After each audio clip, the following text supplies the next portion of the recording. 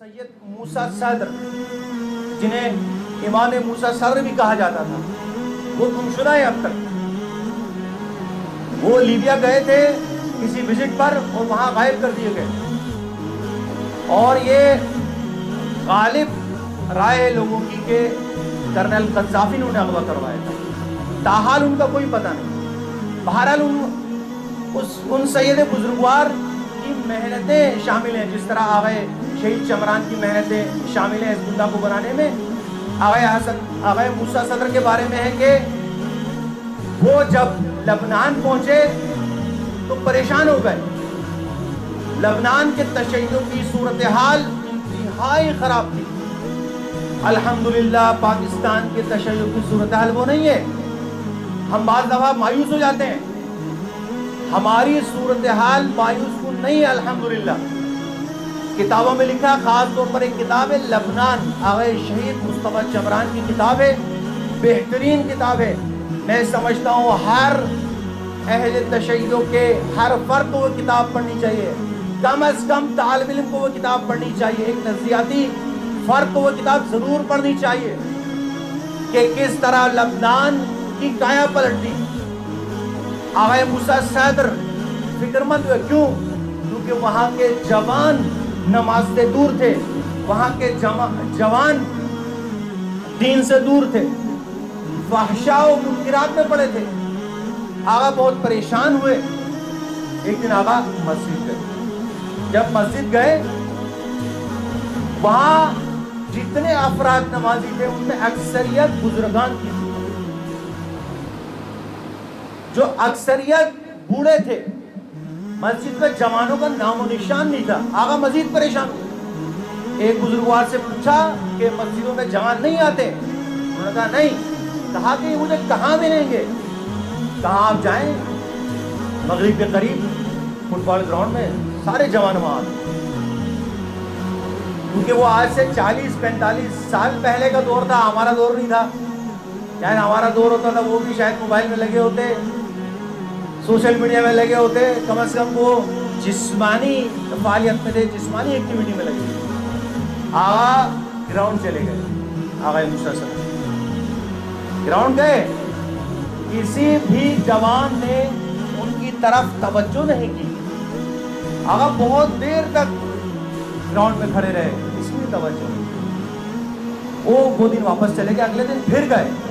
اس دن جا کے انہوں نے جوانوں سے بات کی کہ میں تمہارے ساتھ فٹ بال کھیلنا چاہتا ہوں۔ جوانوں نے کہا آپ تو عالم ہیں، سر پہ امامہ ہے ماشاءاللہ، عبا قبا آپ نے پہن رکھی، آپ کیسے فٹ بال کھیلیں گے؟ پہلے یہ اتار کر آئے۔ کہا ٹھیک ہے۔ پھر اگلے دن گئے، عبا قبا اتار کے، ٹریک سوٹ پہن کے، جوکرز پہن کے وہ آ گئے۔ انہوں نے کہا میں نے تمہارے ساتھ فٹ بال کھیلنی ہے۔ ٹھیک ہے، آئے فٹ بال کھیلیں۔ ان میں دیکھا ہوگا اپنے جوانوں میں کچھ شرارتی ہوتے ہیں، نئے کوئی آتا ہے تو اس کو تنگ کرتے ہیں، اس طرح کالجوں میں اسکولوں میں ہوتے ہیں سینئر جو نئے آنے والوں کو اپنے جونیئر کو تنگ کرتے ہیں، اس طرح وہ نیا آئے تھے آغا، حالانکہ وہ ان سے بزرگ تھے، اب ان کو تنگ کرنے لگے، کوئی ادھر سے دھکا دے رہا ہے، کوئی ادھر سے انگری دے رہا ہے۔ آغا نے کیا کیا؟ صبر کیا، کئی بار گرے، چوٹیں کھائیں، ان میں سے کچھ سمجھدار تھے، وہ سمجھ گئے۔ انہوں نے کہا کہ فٹ بال کھیلنے نہیں آئے، ان کا کوئی اور ہدف لگتا ہے۔ میچ ختم ہوا، انہوں نے پوچھا آغا سے آپ بتائیں گینگ بنانا چاہتے ہیں، آپ کوئی گروہ بنانا چاہتے ہیں؟ انہوں نے کہا نہیں، میں فٹ بال کھیلنا چاہتا ہوں۔ آتے رہے، کچھ ہفتے گزر گئے، آغا گرتے رہے، پڑھتے رہے، ان کے ساتھ اتنے مشغول ہو گئے، یعنی آپس میں وہ جو کیا کہتے ہیں دوری تھی نا وہ ختم ہو گئی۔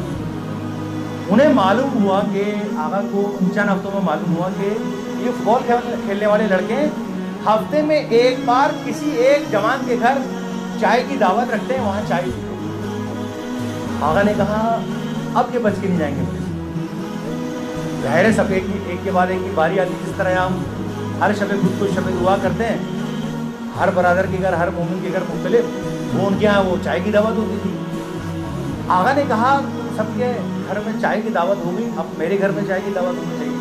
ان جوانوں نے کہا ٹھیک ہے، کھانے پینے کی بات ہو تو کوئی بات نہیں، ہم آ جائیں گے۔ آغا نے ان کی چائے کی دعوت رکھی۔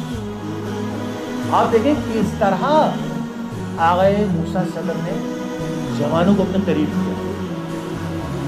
انہوں نے دعوت رکھی, سارے جوان آ گئے, 20 یا 22 یا 23 جوان لکھا ہے کتاب میں.